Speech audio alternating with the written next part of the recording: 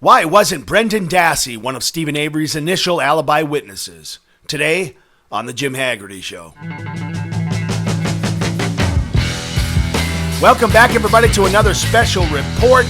Convicting a Murderer versus Making a Murderer, the head-to-head duel of the docu-series, is underway and the gloves are off. 6 episodes in now in the Convicting a Murderer series. Of course, it is the 10-part rebuttal to Making a Murderer.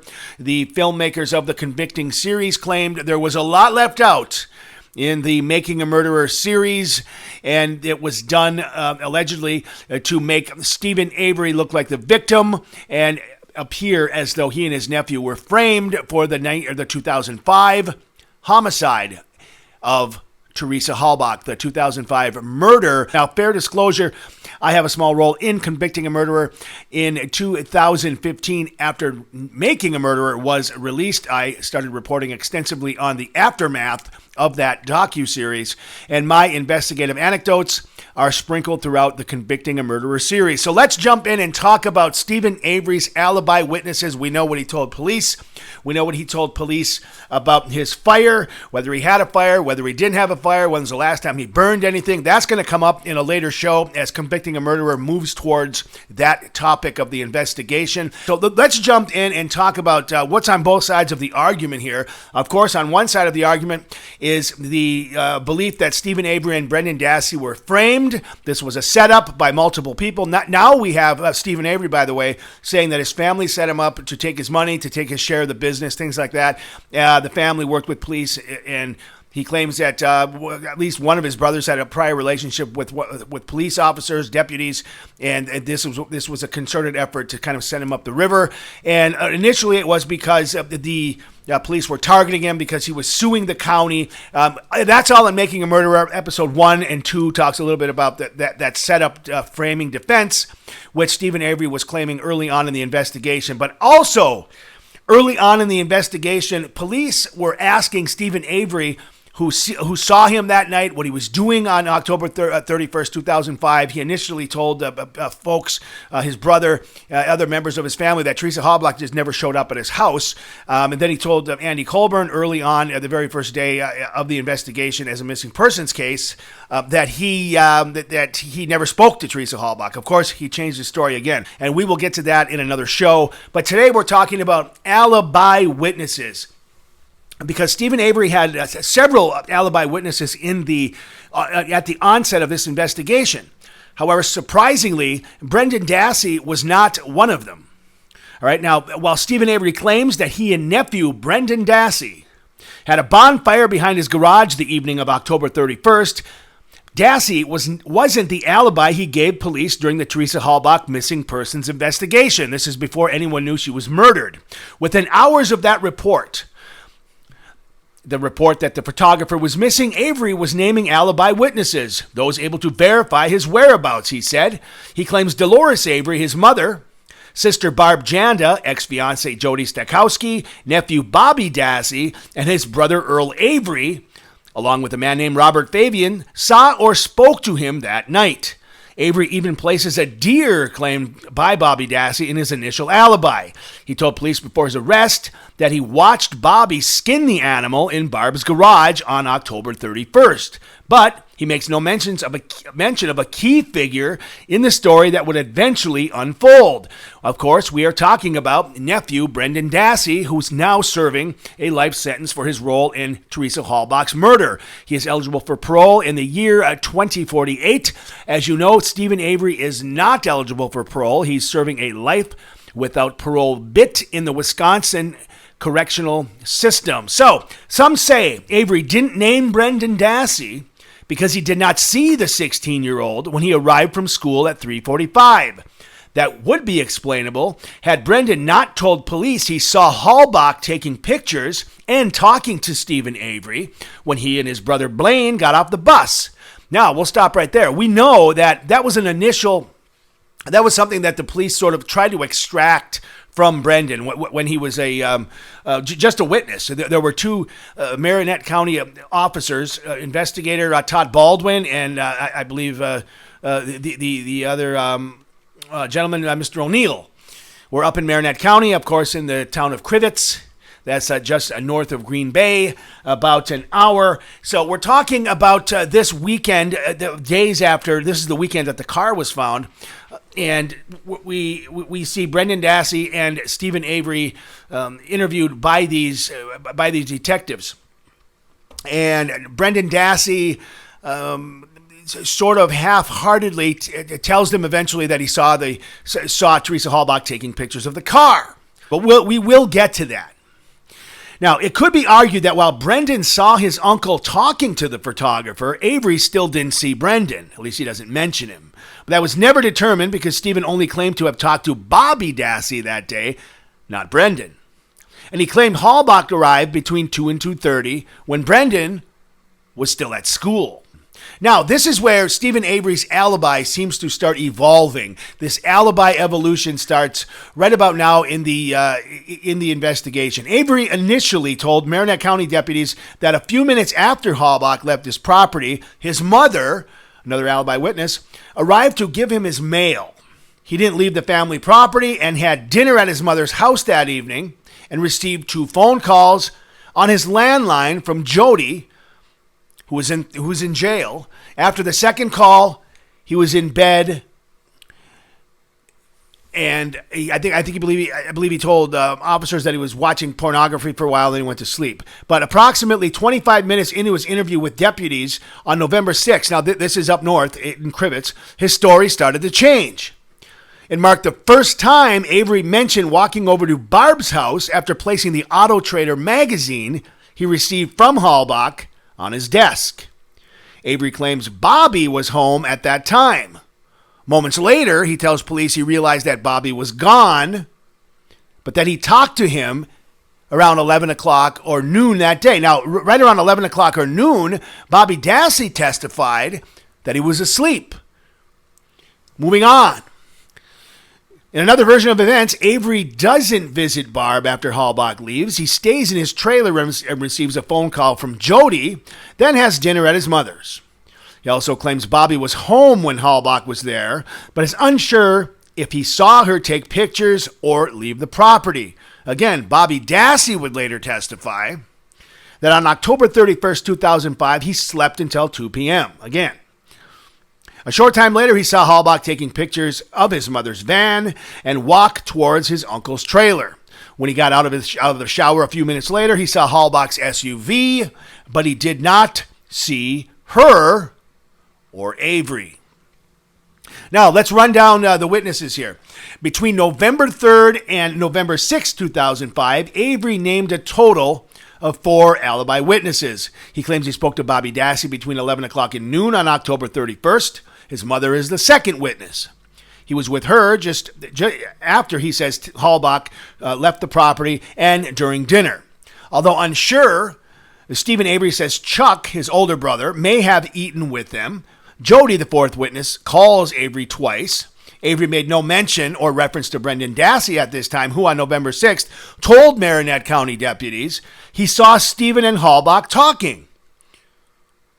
Now, I'll stop right there just for a second. Now, if you're caught up on Making a Murder like millions of people are, you recall that Brendan Dassey originally said he saw the photographer, the victim in this case, Teresa Halbach, taking pictures when he got off the bus. This is what the investigators were a little bit confused about, and they eventually led Brendan into talking about that, but it was inconsistent because at 3:45, Avery said that was an hour, more than an hour, after Steven Avery claims that Teresa Halbach had left the property, and at 2 and 2:30 when Avery said she was there,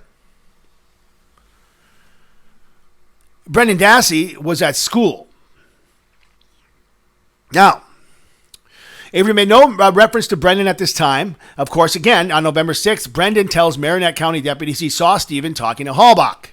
Avery denies at this point having a bonfire on Halloween or using any of the burn barrels on his property. All right, still no Brendan. Follow me, folks. Brendan Dassey was not part of his uncle's alibi, according to the version of events Avery told Tom Fassbender and Mark Wiegert on November 9th either. Now, this is getting down to crunch time here when they actually place Steven Avery into cuffs, and they book him initially on a firearms charge, and then later he's charged with murder. So Brendan Dassey was not part of his uncle's alibi on November 9th. Now, both Wiegert took him into custody that day.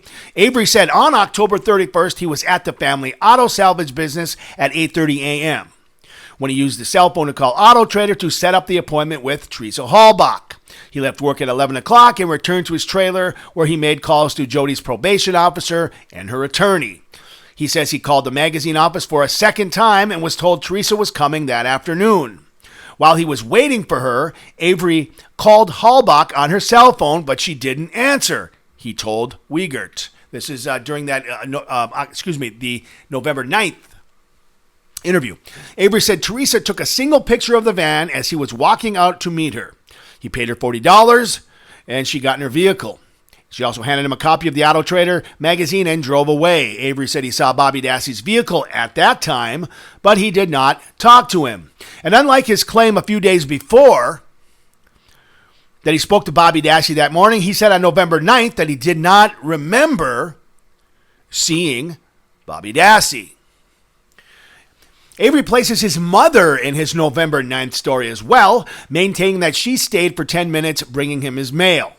He then called Teresa Halbach to ask her to photograph another vehicle, a front-end loader.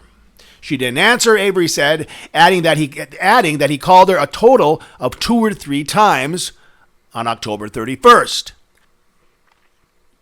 Now, Avery said he was in Barb's garage to watch Bobby clean the deer for a while before he spent the rest of the night listening to country music, talking to Jody, and watching pornography until 10:30 p.m. He slept until 6 o'clock the next day, according to Steven Avery. However, a few minutes after giving Mark Wiegert and Tom Fassbender that version of the story, Avery changed it again, saying Bobby skinned the deer on Friday, November 4th, not Monday.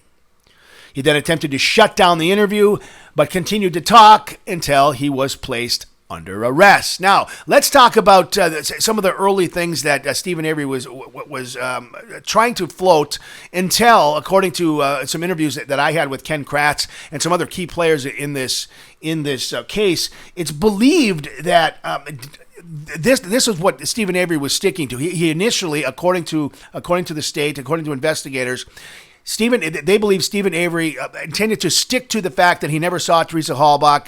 She never showed up until he realized that people saw her on the property. Now, according to Avery, at around 5 o'clock p.m., October 31st, Earl and Earl's brother-in-law, Robert Fabian, stopped at his trailer on their way to hunt rabbits in the area where Teresa Halbach's SUV was eventually found. While Avery's version of the exchange happened near the trailer and doesn't include more than a few pleasantries, Fabian told police a different story. Fabian says he arrived at Avery's Auto Salvage looking for Earl at around 4:30. Instead of meeting Earl, he says he encountered brothers Chuck and Steven Avery. According to Fabian, he overheard Chuck ask Steven if the photographer had been there yet. Fabian said he jokingly asked Chuck, "Are you getting your picture taken?" Chuck replied that they often use AutoTrader to sell vehicles. Here's a quote. Steven Avery replies to Chuck Avery that no, she hadn't showed up yet, according to a police report written by Calumet County investigator Gary Steer. Fabian claims that after an unsuccessful rabbit hunt, they headed back to the shop, passing Steven Avery's trailer. There, Fabian says Avery was near his black pickup truck, which was hooked to a trailer which was holding a snowmobile. Fabian also noticed Avery's appearance had seemingly changed. According to the police report, Robert Fabian indicates that Steven had changed clothes. It appeared Steven had just cleaned up. As for the snowmobile, Fabian said Avery told him he was, quote, taking the sled up north. Now, Steven Avery's appearance is not all Fabian told police was different about Steven.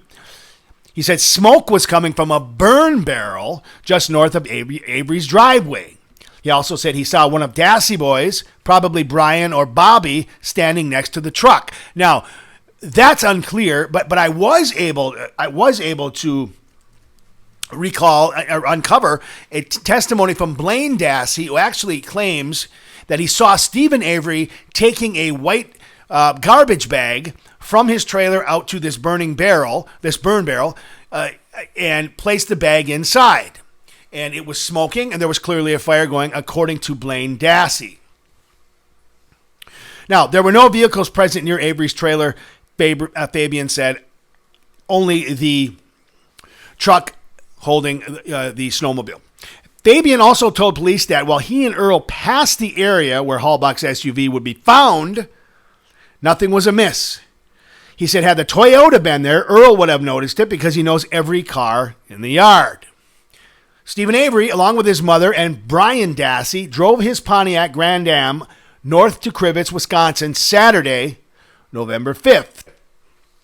Still, no Brendan.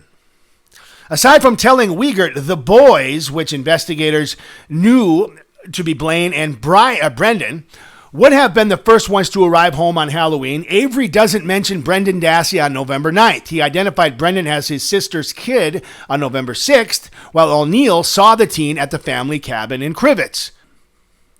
Now, we know of Robert Fabian.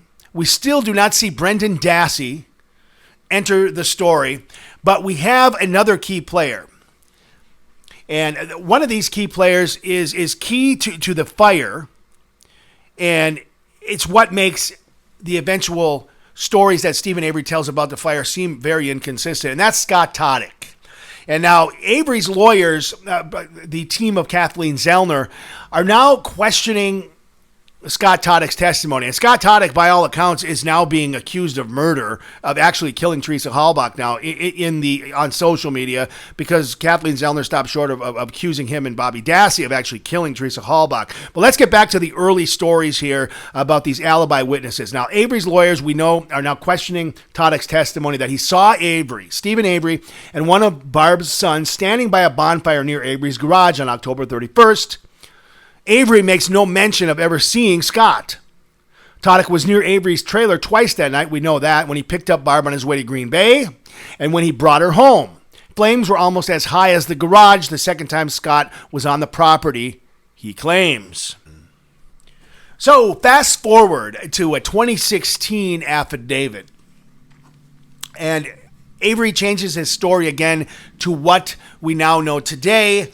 Now, the 26th affidavit was part of Kathleen Zellner's 1,200-page petition for post-conviction relief. Now, this is what she filed on June 7th, 2017, where she accuses Ryan Hilligus, stopped short of accusing him of killing Teresa Halbach out of jealousy. Scott Bladorn was an accomplice. I believe her version of events there was that Ryan and Scott Bladorn were likely the accomplices who planted the car on the Avery salvage lot, and they kind of used an unwitting Andy Colburn to help them with that. It is believed that the key may have been obtained from Scott Bladorn and Ryan Hilligus at that point. The claim out there is, the common belief out there among folks who believe everything in the June 7th, 2017 document, that Andy Colburn obtained the key from Scott Bladorn and Ryan Hilligus, and then was involved in the planting with James Lank and the deputy from Calumet County. Of course, there has been no evidence whatsoever to suggest that happened. Now, of course, we do know that at trial, Jerry Buting did cross-examine these officers and accuse them of planting the key, but presented no evidence that would suggest that it actually ever happened. Of course, these were theories at trial, and of course, there are theories in Kathleen Zellner's affidavit. Now, convicting a murderer doesn't go into Kathleen Zellner's theories at all, but they play into this particular report because, as we see, Brendan Dassey is not one of Steven Avery's alibis. Now, in this affidavit, he claims that on October 31st, Halloween, he started the bonfire in his burn pit at around 7 p.m. Dassey attended, but was home before Jody called him from the Manitowoc County Jail at 8:57 p.m. Now, this would suggest that Steven Avery it could be argued that Steven Avery didn't mention Brendan Dassey in any of his earlier stories because Dassey didn't come over until 7 p.m. This is what it suggests. The times are a little bit fuzzy because, as we can see, Brendan Dassey had a hard time telling the truth. He had several different stories himself, but they all involved him having contact with Avery very early in the day, a lot sooner than 7 p.m. Of course, I'm talking about the actual confession where he says he went over to Steven Avery's house with his mail at roughly 4 o'clock, right around there. And then he says he went home for 2 hours, came back. So it's one of these things where times are just, they escape some of these folks. Some say to keep their lies straight. Some say because they just didn't pay attention to the time. However, this was what Steven Avery said in his 2016 affidavit, and he maintains today. We know that, but you decide. If you're following Convicting a Murderer, it is 6 episodes in on Daily Wire Plus. Making a Murderer has been out for almost 8 years, 2 seasons on Netflix. The first 2 seasons chronicle the Halbach investigation, some of the 1985 wrongful conviction case, and then the second season highlights Kathleen Zellner's bid to free Steven Avery. No word if a 3rd season is coming out. However, that release will likely garner millions of viewers, as both of these docu-series now have been seen by, and that's millions of people. Millions of people right out of the gate watched Making a Murderer, and it caused a juggernaut of internet sleuthing that still continues to this day. Convicting a Murderer had about 2 million views right out of the gate. Of course, it's a duel between these docu-series, Making a Murderer versus Convicting a Murderer. You decide. Daily Wire Plus versus the Netflix champion. Who is going to come out ahead? Episode 7 drops at midnight Wednesday. We will see you next time. In the meantime, spend your time looking all of this and other things up on the thing we call the Internet Machine.